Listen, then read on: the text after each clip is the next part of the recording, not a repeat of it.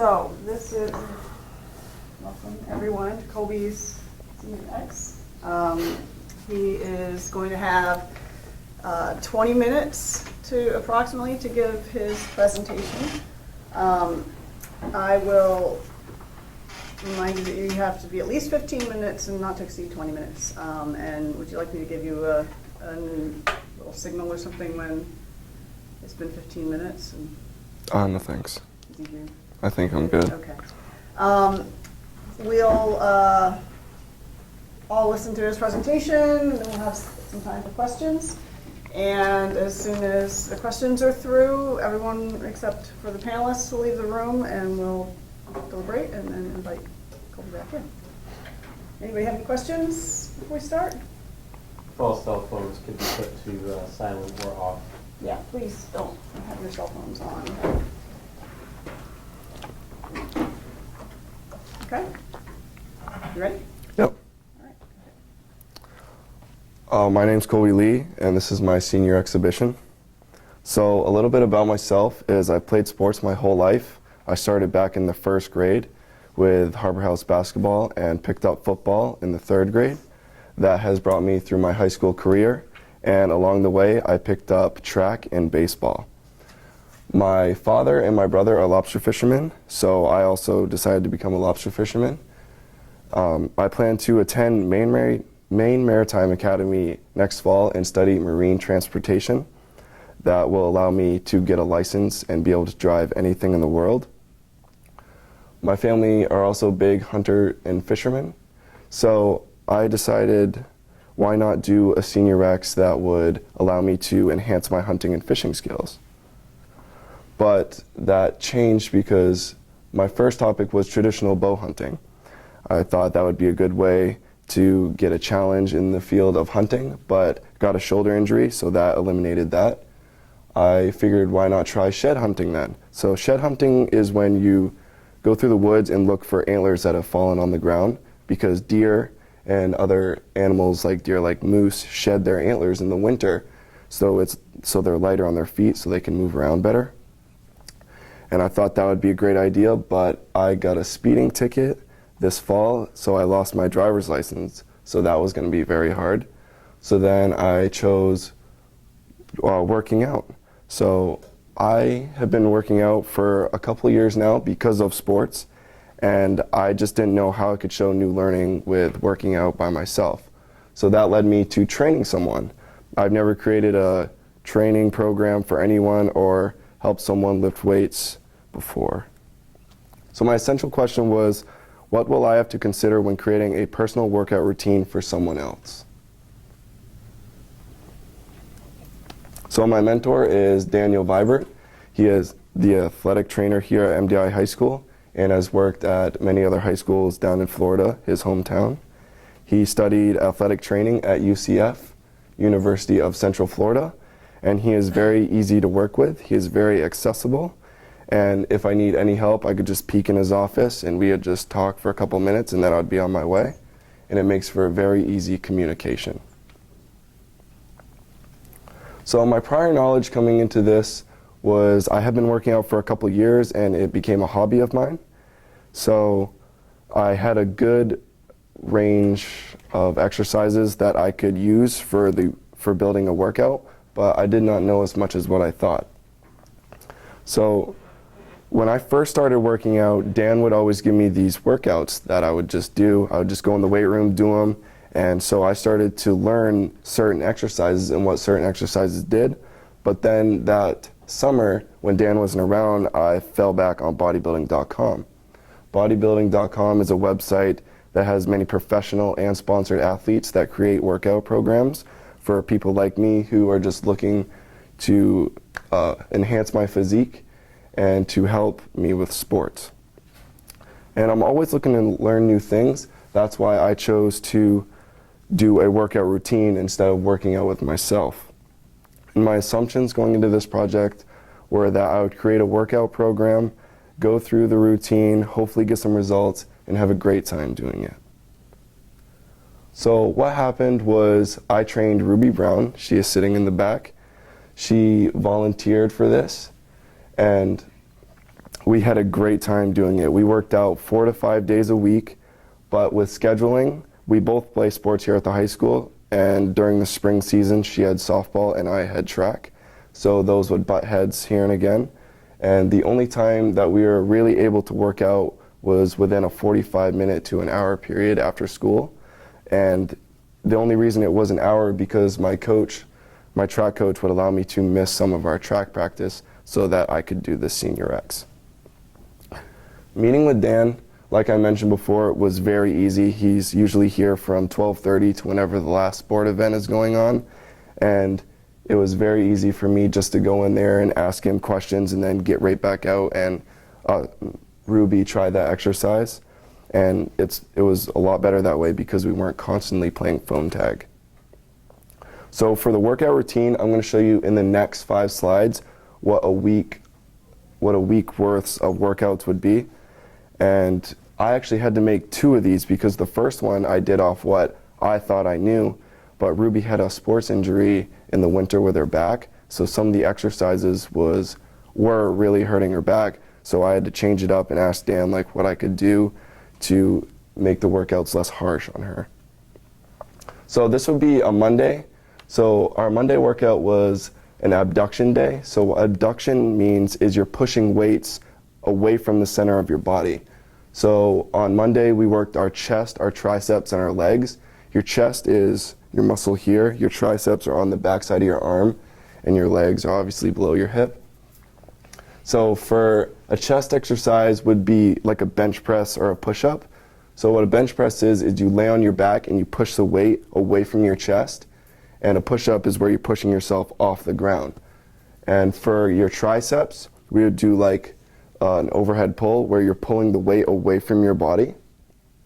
And for legs, we would do like squats, kneeling kickbacks, and barbell hip thrust. And as you can see, there are some black and some red. The red ones are exercises that I did not know. So I found those exercises either on bodybuilding.com and a couple of them from Dan. So for our Tuesday, it would be an adduction day. An adduction is anything that's coming towards the center of your body.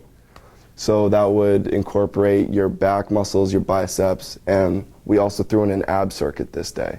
So for your back would be like a pull-up. You're pulling the center of your body up to a bar. And for your bicep would be a curl, where you're curling the weight towards your body.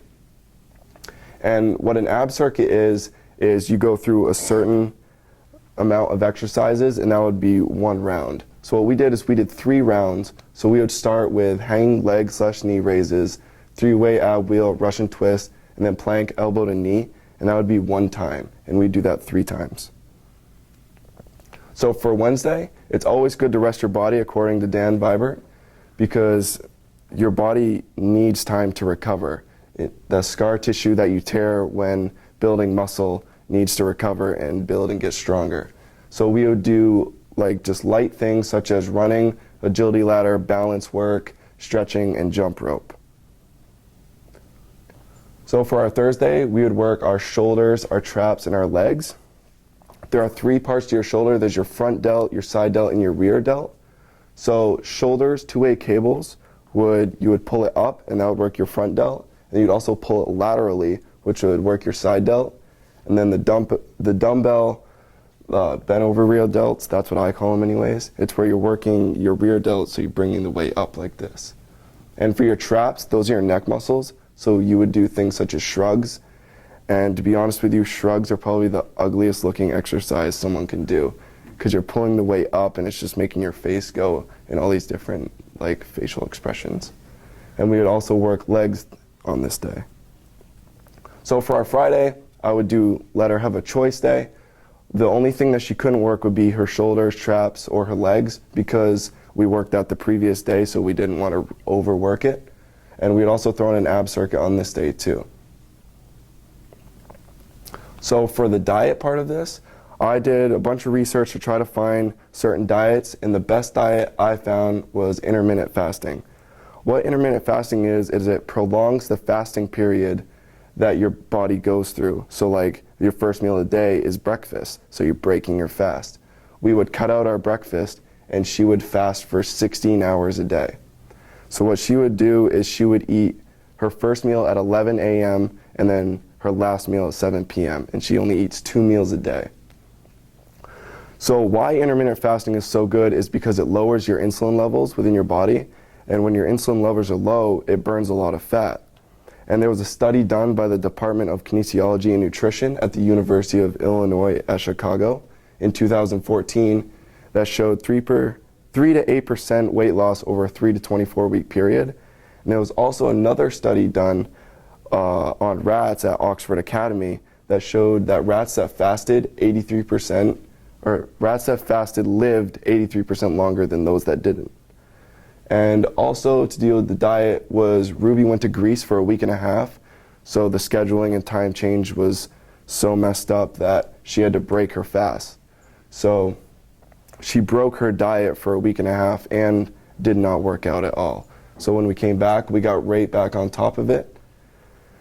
And food choices. So when only eating 2 meals a day, if you eat junk, you're gonna get a junk performance. So we tried to cut out any junk food, and the proteins or the foods that she needed to eat had to be high in protein and lower in fat. And they needed to be good calories, so like chicken and rice, salad. She needed to get all her fruits and vegetables. And the calories that she ate needed to add up to about 1,700 to 2,000 calories a day. So for our results, I did a test with the agility ladder, and the first week she ran through the agility ladder in 4.1 seconds, and on the 6th week, she ran through in 3.49 seconds. And also weight loss. Her goal was to lose some weight but get stronger for sports, and we did lose 12 pounds, but while losing weight, we were also gaining weight, because working out, you tear the scar tissue, so you get, and then it will rebuild, and so muscle is heavier than fat. So while we did lose 12 pounds, we were also gaining a lot of strength through that too. So strength gains. I could tell because the weight we started with was out of the picture. Ruby is doing much higher weight by the 6th week, and I would sneak over sometimes and add up the weight and see if she would notice or not, and most times she did notice. And midway through the 6 weeks, I could tell we were getting strength gains because I was hearing phrases like, "Look at my guns. Are those my abs?" And so the new learning through this project was I found out that everybody's different. Like on the first workout routine, she couldn't do some of the exercise that I could do because of injury. So that had to make me open up my doors and find a lot more exercises that could fit her rather than fit my program. So for motivation, some days you don't really want to get out of bed and do anything, but it's always good to do something, get the blood flowing. So an example of this would be one of the days Ruby didn't want to do anything, so we did our active rest day on like a Tuesday instead of on a Wednesday. So we mixed it up a little bit. And also the new exercises, again, I would always ask Dan or go to bodybuilding.com or ask Dan if this was a good exercise that I found or if I should try this. And creating a plan. Like I said before, I'd never created a workout plan for someone before.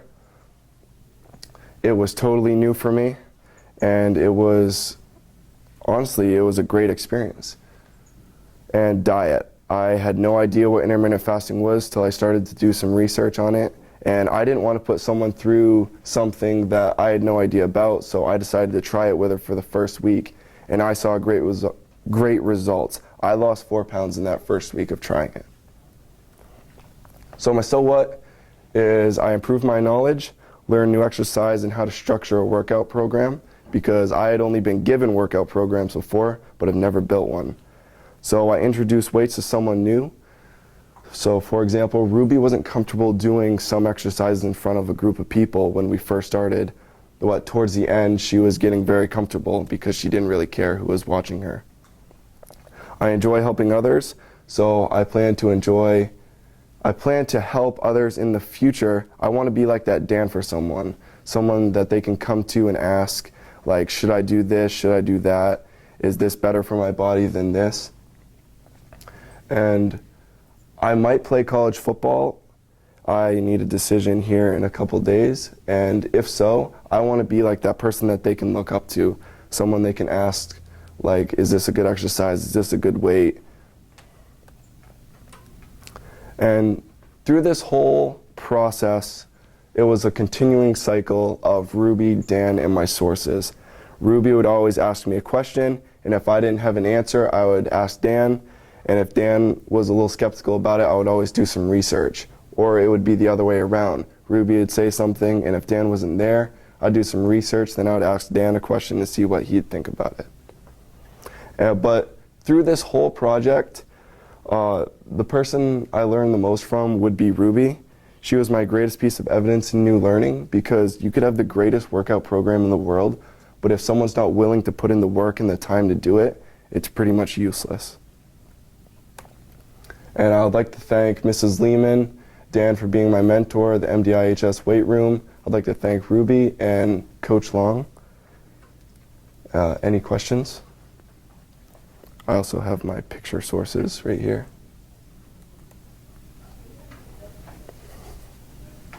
Yes?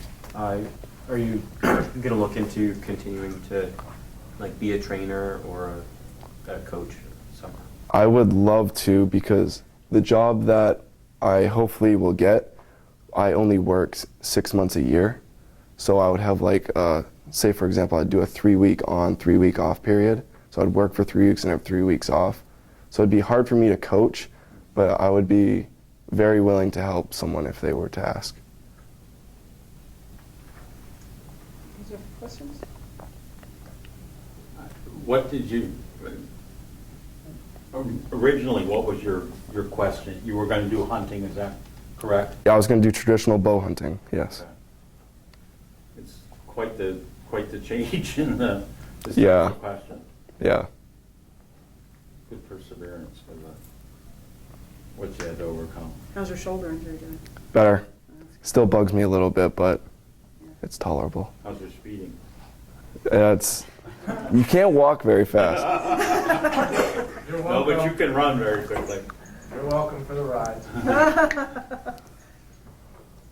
Can you tell me, so I hadn't seen, I'd heard, leg day, abs day, arm day, back day, but I'd never seen the abduction. So that's like a push-pull routine. Yeah. That's like the most common routine that like athletes will do, because you use majority of your muscles, like you're pushing people off you or you're trying to pull them to you. Uh-huh.